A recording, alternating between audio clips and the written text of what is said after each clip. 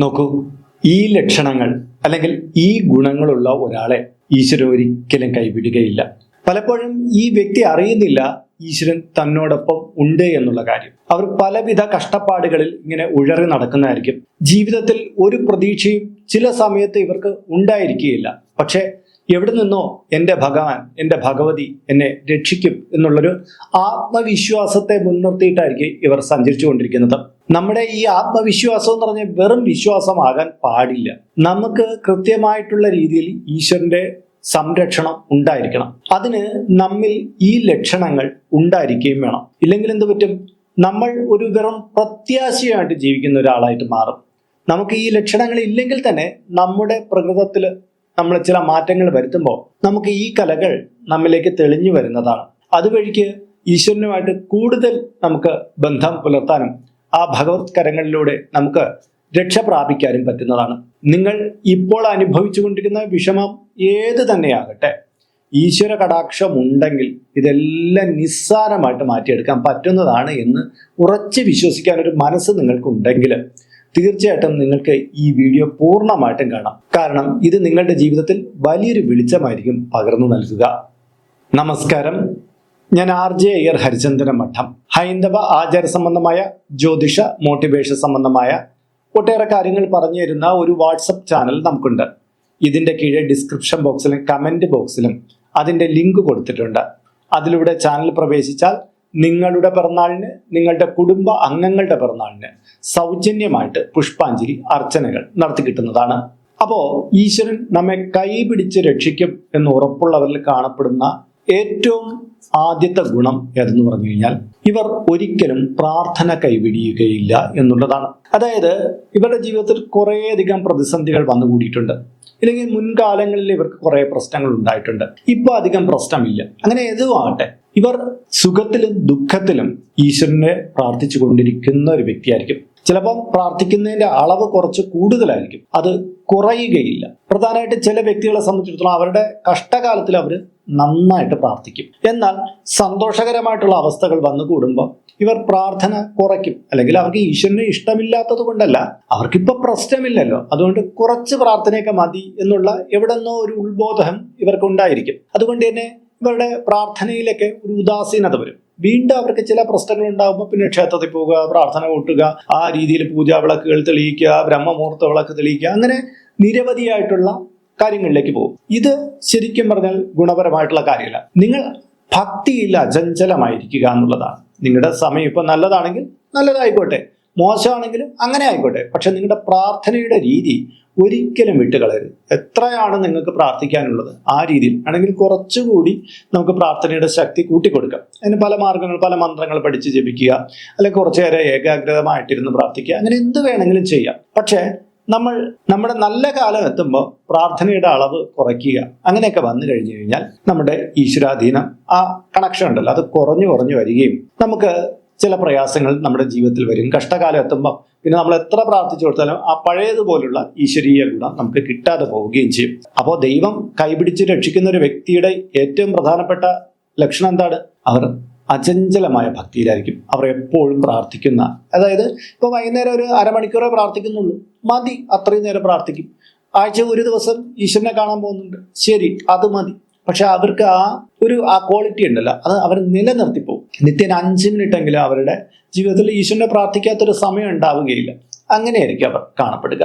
രണ്ടാമത്തെ കാര്യം, ഇവർ പല വിശ്വാസങ്ങളുടെ പുറകെ സഞ്ചരിക്കുകയില്ല എന്നുള്ളതാണ്. ചില വ്യക്തികളെ കാണാം, അവർ ഇന്ന് ഒരു ക്ഷേത്രത്തിൽ പോയിക്കൊണ്ടിരിക്കുന്നു, ആരൊക്കെ പറഞ്ഞു കേട്ട് ഇവിടെ നല്ല ശക്തിയാണെന്ന് കേട്ടിട്ട് അവർ അവിടെ പോകുന്നു, അവിടുത്തെ വിശേഷ വഴിപാട് ചെയ്യുന്നു. അത് കഴിയുമ്പോൾ ഇവർക്ക് അധികം ഗുണം കിട്ടിയില്ലെന്ന് കേൾക്കുമ്പോൾ വേറെ നോട്ടീസ് ബോർഡിലോ മറ്റോ കണ്ടിട്ട് മറ്റൊരു ക്ഷേത്രത്തിലേക്ക് പോകുന്നു, അവിടെ കുറെ വഴിപാടുകൾ ചെയ്യുന്നു.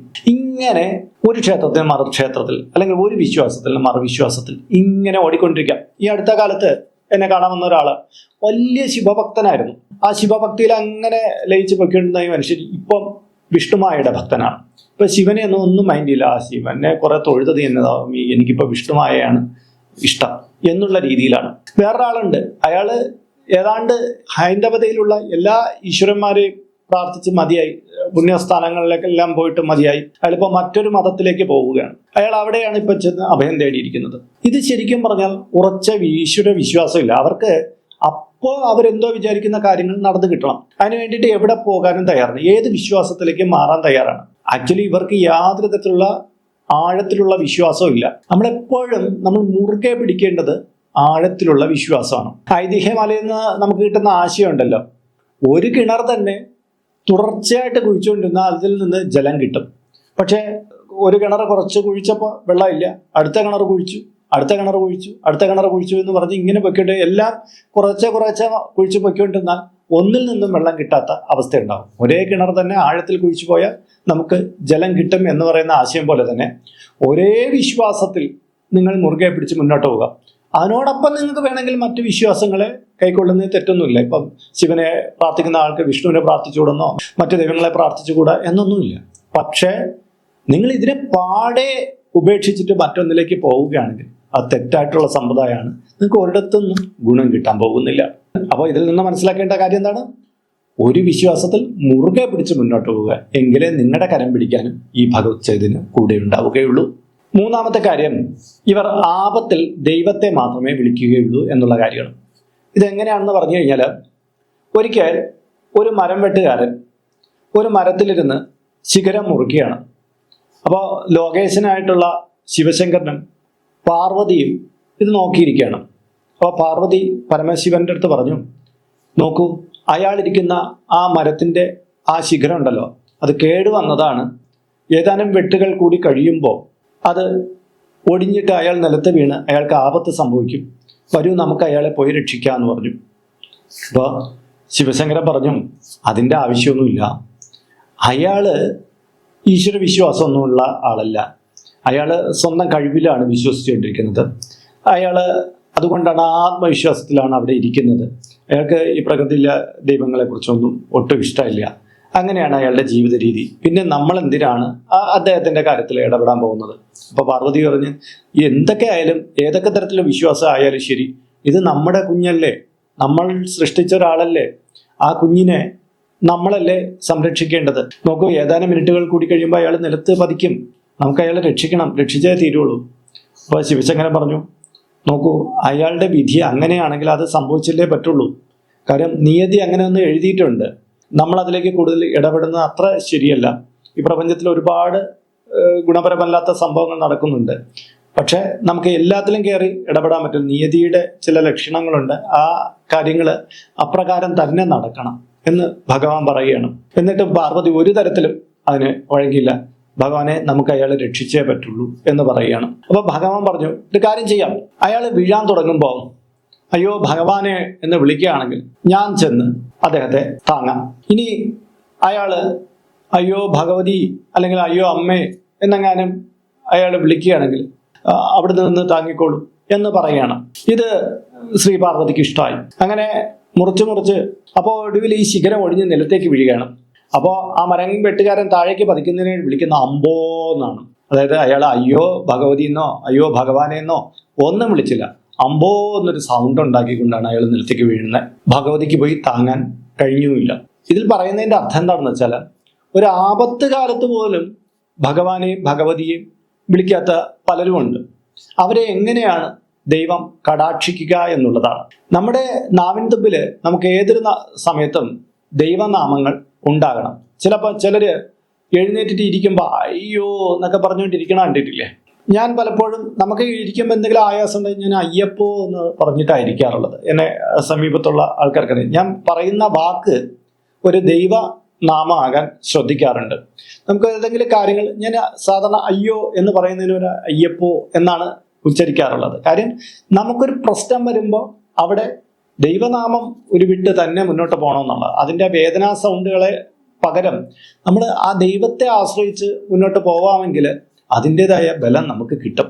അതെപ്പോഴും ഏത് തരം വിശ്വാസിയായാലും ശരി, അവർ ആ ദൈവത്തെ തന്നെ അവരുടെ വേദനകളിലെല്ലാം ദൈവത്തെ തന്നെ അർപ്പിച്ച് വിളിക്കുകയാണെങ്കിൽ അത് വളരെ ഗുണകരമായിരിക്കും. നാലാമത്തെ കാര്യം, ഏത് തിരക്കുകൾക്കിടയിലും ഇവർക്ക് പ്രാർത്ഥിക്കാൻ കഴിയും എന്നുള്ളതാണ്. ചില വ്യക്തികൾ പ്രാർത്ഥിക്കാതിരിക്കാനുള്ള കാരണം പറയുന്നത്, അയ്യോ എനിക്ക് തിരക്കായിപ്പോയി, എനിക്ക് ഇപ്പോൾ ഒന്നിനും സമയം കിട്ടുന്നില്ല എന്ന് ഇങ്ങനെയൊക്കെ പറയാറുണ്ട്. ശരിക്കും പറഞ്ഞാൽ ഈശ്വരീയ കടാക്ഷം നഷ്ടപ്പെടുത്തിക്കൊണ്ടിരിക്കുന്ന ആൾക്കാരാണ് ഇവർ. ഒരു വ്യക്തിയെ സംബന്ധിച്ചിടത്തോളം അയാൾ ഏതൊക്കെ തിരക്കുകളാകട്ടെ, ആ തിരക്കുകൾക്കിടയിൽ അയാൾക്ക് പ്രാർത്ഥിക്കാൻ സമയം ഉണ്ടായിരിക്കും.